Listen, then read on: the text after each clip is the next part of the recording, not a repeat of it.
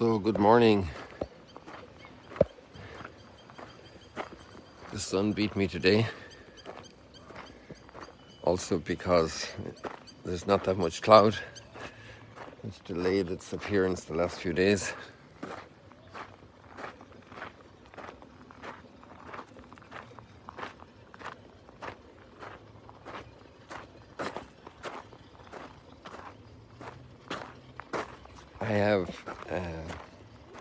I was very happy yesterday evening when I read. Actually, I listened to a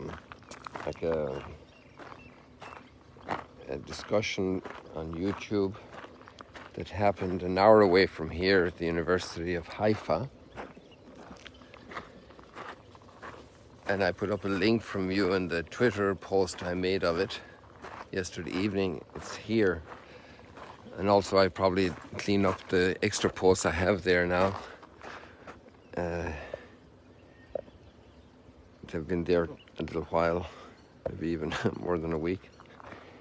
So it's just a last chance for anybody who wants to have the reminder about all the talks in Indianapolis at that big Congress. But this Twitter post was very special because I think you get a lot of troublesome, worrying news from this region.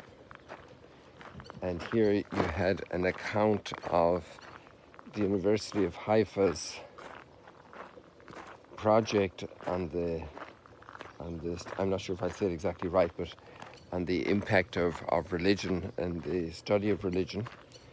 And in this case, it became very practical. And they got all the religious leaders together from all the different communities of faith. And in Haifa, most of the people who come to Haifa, Mount Carmel area, usually visit the Baha'i gardens. So that's also an expression of faith that we're not very familiar with in the West. And how they're all working together so that the city can enjoy peace.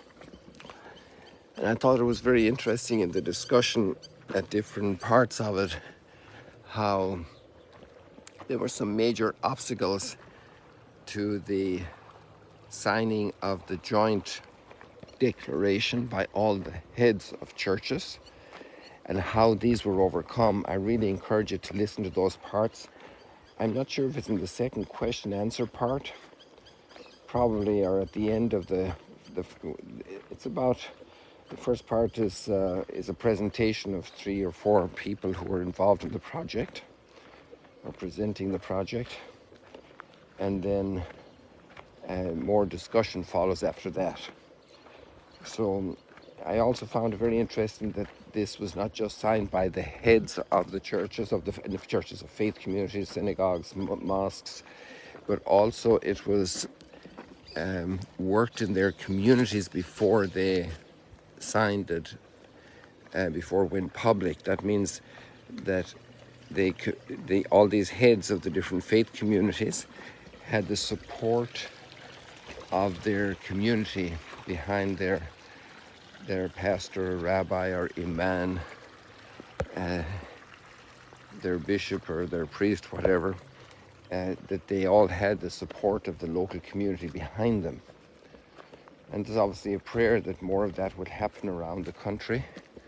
And I encourage you to pray for that. But I'd really love you to see that video. Today is Saturday, if you have time. I was very crushed for time. It wasn't when actually one of the followers here sent it to me and sent me that link. And I'm very appreciative of that, very grateful. And I didn't have time to do it, but when I realized what it was about, and I just put the YouTube playback on 1.75, which is almost twice as fast. So I heard it in almost half the time, a little over half the time it would normally take. But then you have to concentrate a bit more because the ideas are flowing quickly. And I just thought it was amazing how they agreed. And there's a very interesting story how a rabbi insisted that without a particular statement it couldn't be done. He needed that statement, a signature from the mosque, a statement included in the text. But for the imam, that was an impossibility, and how that was resolved was fantastic, because there are so many misunderstandings. Another problem, there was a huge major problem statement put by some people at the very beginning of the process, that it couldn't happen unless that statement was made and agreed by everybody. But then they realized that that wasn't their job to fix all the problems of the world, so to say. That we're just doing one problem right here in our town, to live together in peace, no matter what happens. We're not going to be dragged into conflict that we don't need, because we have a very diverse city. Imagine the University of Haifa has 43% Arab students, and so many different minorities studying there. Christians, Druze, Muslims, Jews, and it's a very, very good university. It's a leading university, top class. And actually a professor from there, Professor Karmi, who is the UNESCO chair for bioethics in Israel, he was one of the major drivers of the bioethics conference we had in Jerusalem, I don't know, about 12 years ago. It was the first time it was an interfaith bioethics conference, and it was international. It was with Jews, Muslims, and Christians together discussing it. So an awful lot of wonderful things happen here.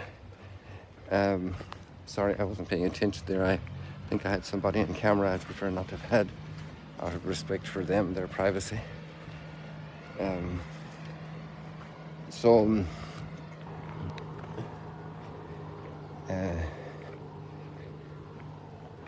There are a lot of beautiful things happening, and in the midst of ugly conflicts. And in a certain sense, that's what I'd like to point out today about the readings. And the readings, we were on that yesterday, about the great opposition. And that opposition is actually the occasion for great legacy. So when everybody's smiling and nice with each other, which we'd like to have, we'd like to have this, that's wonderful, But actually, when times are very tough, when there's major conflict, this is where people really shape a legacy of goodness and justice.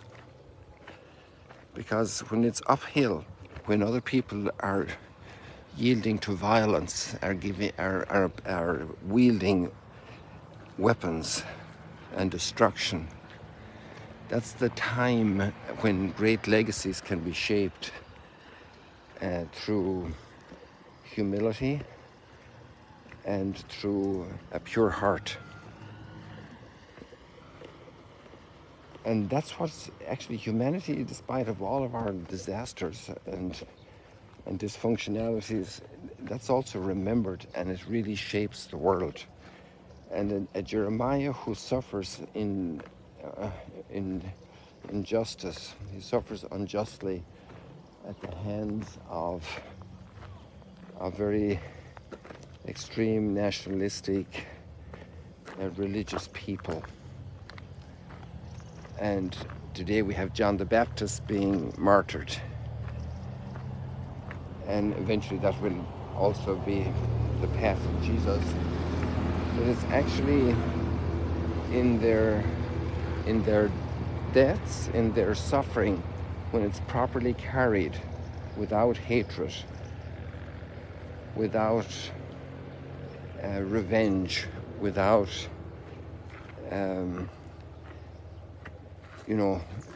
they say mud thrown is ground lost. So somebody throws mud at you, but if you pick up more mud to throw at them, you're losing ground, humanity ground, human equity.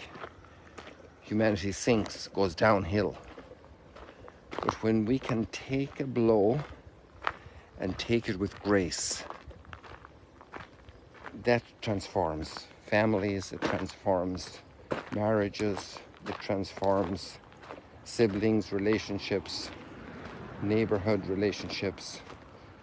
The person who can humbly take a blow and not hold revenge or rancor is one of the greatest benefactors of a family, because the fact is we're going to have conflicts. They've always happened and they're not going to stop tomorrow. So are you ready to live through hurt with nobility, with the cream of humanity?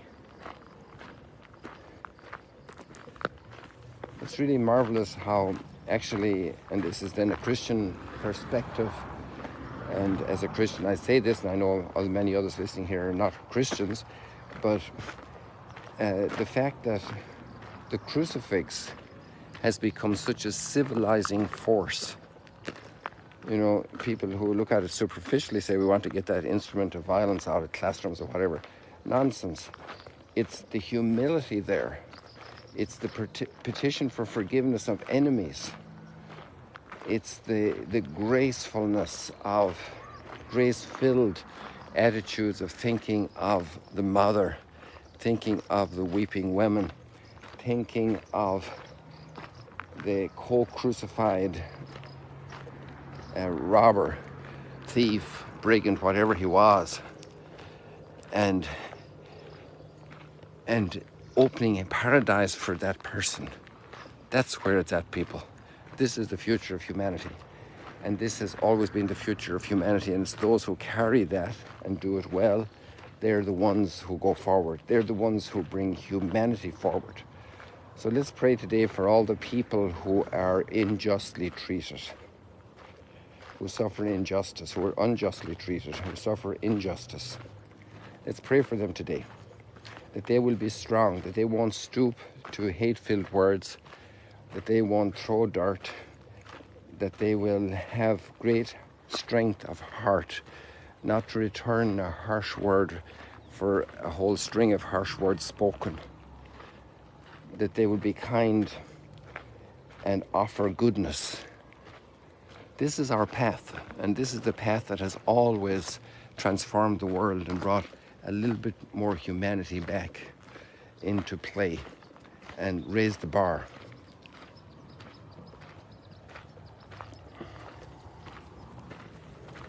Lots of other things. There were some great commentaries this morning. Last night I heard Tim Gray from the Augustine Institute's commentary about patriotism, very valid points. Heard very interesting remarks by our friend in Australia who does the daily gospel exegesis about the Herod family situation, which I didn't realize was so complex. That little lady who dances in front of Herod and his guests was the daughter of one of his brothers and the wife of another of his brothers, and she would be married again by his brother. So some situations today are so complex and horrible, you know, but it's interesting. He commented all of that there was quite interesting. And then I heard one in German, which is marvelous, but obviously that's not fair since many people won't have access to that in German. But this Father Eltz, he's the rector of the cathedral in Frankfurt, and he just does his brilliant daily commentaries, and he talked about how he got angry at cycling, and there were people that blocked the path that were cycling 2 or 3 abreast when they should have left opportunity for others to go by, and there was an unpleasant thing. But he was very honest about also reacting negatively, and he was sorry about having done that, and I thought that was very powerful. We all can lose our patience and react badly. People, we leave it like that. God bless you. Great to see you today. Here we are. I'm trying to see if I can see, if you can see me. It's hard for all the light here reflecting. God bless you. See you later, alligators. Let's raise up the level of the world today with a kind word in response to anything that's done badly.